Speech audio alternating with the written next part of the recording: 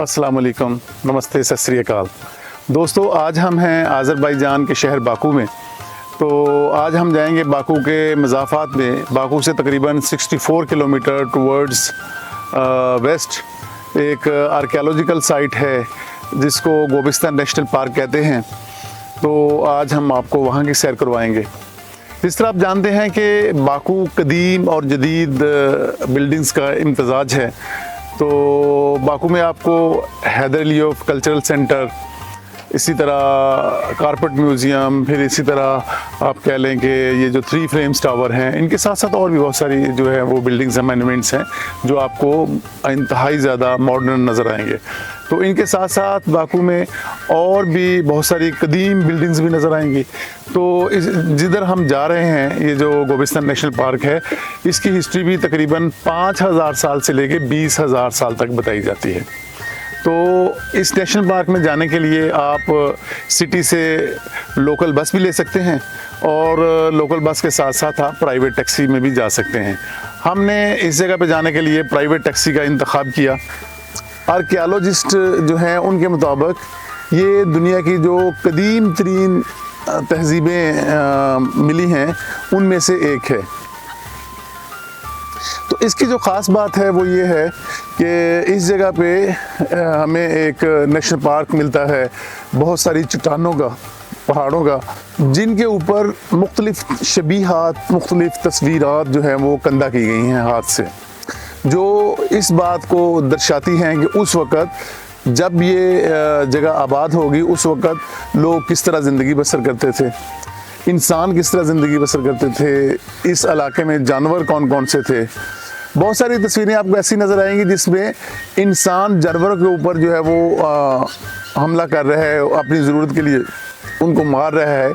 लेकिन बहुत सारी ऐसी भी आपको शबीहात मिलेंगी जिसमें जानवर इंसानों के ऊपर हमला कर रहे हैं। तो ये लोग जो थे, जो इन इलाकों में रहते थे, उनकी शादी ब्याह की रसूमात क्या थी, उनके फौत होने के बाद, दुनिया से चले जाने के बाद कौन सी रसूमात ये अदा करते थे, इन सब बातों को तस्वीरों में बयान किया गया। तो भाइयों, गोबिस्तान से जो पहला तारुफ है वो इंतहाई दिल को मोह लेने वाला है।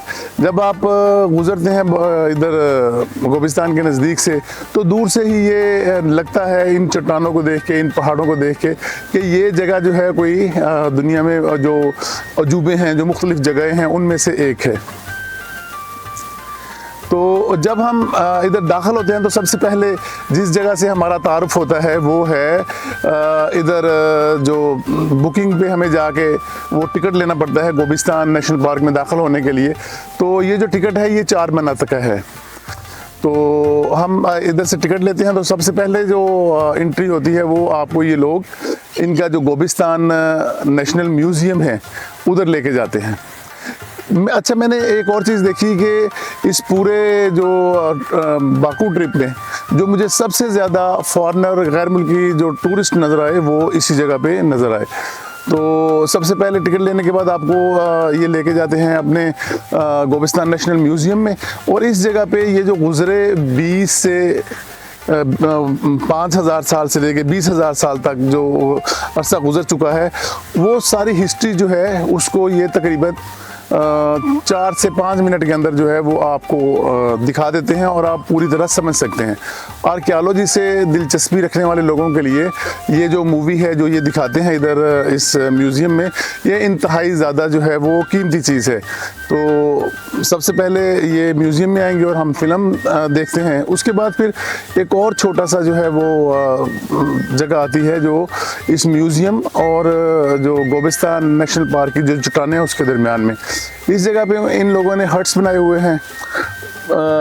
इन हट्स में उस वक़्त जो जंगली लोग थे वो किस तरह रहते थे, इस बात को जो है वो दर्शाया गया है। और इसके साथ साथ मुख्तलिफ़ जानवर, जो मुख्तलिफ़ लोग किस तरह अपनी ज़रूरत की चीज़ें बनाते थे, इस बात को इन्होंने मुजस्समाती शक्ल में जो है वो लोगों के सामने पेश किया हुआ है। यहाँ से निकलते हैं तो जब एक लंबा रास्ता जाता है गोबिस्तान में जाने के लिए, तो इधर से गुजरते हुए जो ही हम चट्टानों के अंदर दाखिल होते हैं तो आपकी अकल दंग रह जाती है कि आप किस मबहूत कर देने वाली वादी में आ गए हैं। तो जैसे जैसे आप जाते हैं इंतहाई खूबसूरत चट्टानें आपको नज़र आती हैं, और फिर इन चट्टानों में से बहुत सारी केव्स आपको मिलती हैं। ये केव्स जो हैं कुछ तो बाकायदा केव्स हैं, लेकिन ज़्यादातर इनमें जो है ये जो आड़े तिरछे पत्थर पड़े हुए हैं, ये जब आपस में मिलते हैं तो एक केव की शक्ल अख्तियार कर लेते हैं। तो इन केव्स के अंदर जो है इंतहाई ज़्यादा खूबसूरत, इंतहाई ज़्यादा तारीख़ को बयान करने वाली जो है वो शबीहात जो हैं उनको कंधा किया गया है। लोगों ने अपने हाथों से शेरों की तस्वीरें, बाकी जानवरों की तस्वीरें, चूँकि ये जो नेशनल पार्क है ये कैस्पियन सी के किनारे के ऊपर है, तो उस वक़्त जो था ये इंसान थे या जानवर थे वो इसी ऐसी जगह पे रहते थे जहाँ पे पानी की आसानी से अवेलेबिलिटी हो। तो इस हवाले से ये जगह जो है इंतहाई अहम है लोगों के रहने के लिए। तो इन आप चलते चले जाएं, देखते चले जाएं क्या क्या खूबसूरत जो है वो चट्टानें हैं और ख़ूबसूरत तस्वीरें हैं कंधा की गई उनके ऊपर। दुनिया में मेरे ख्याल के मुताबिक दोस्तों इससे ज़्यादा खूबसूरत चट्टानें मैंने नहीं देखी। ऐसे लगता है कि जैसे इन चट्टानों को जो है ना हाथों से पकड़ पकड़ के जो है वो रखा गया है, और इस जगह को खूबसूरत बनाने के लिए एक ख़ास जो प्लान था उसके मुताबिक पत्थरों को एडजस्ट किया गया है। ये बहुत बड़े बड़े पत्थर हैं।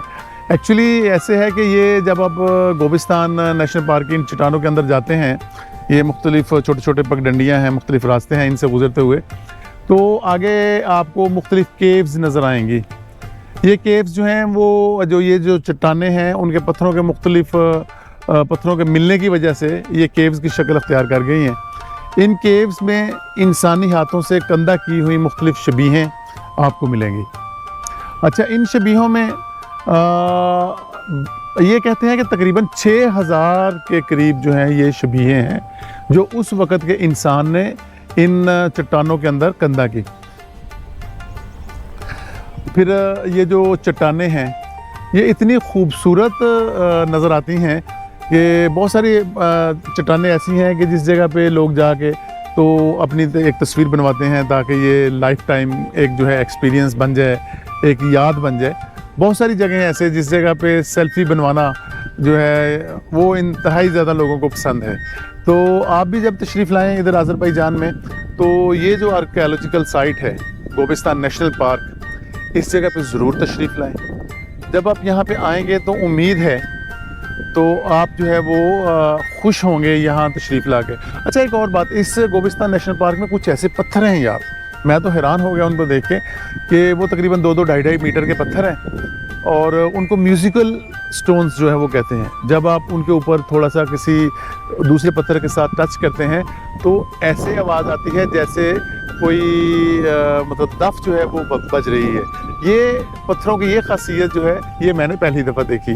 तो आप भी जब यहाँ आएंगे, उम्मीद है इस नेशनल पार्क की जो रंगारंग तहज़ीब है उससे आप इंशाल्लाह इस्तिफ़ादा करेंगे तो आप मुतमईन होंगे कि आपके पैसे जो हैं वो वसूल हैं, ज़ाया नहीं हुए। तो आप जब भी आज़रबाईजान बाकू आएँ तो इस जगह पे ज़रूर तशरीफ़ लाएँ।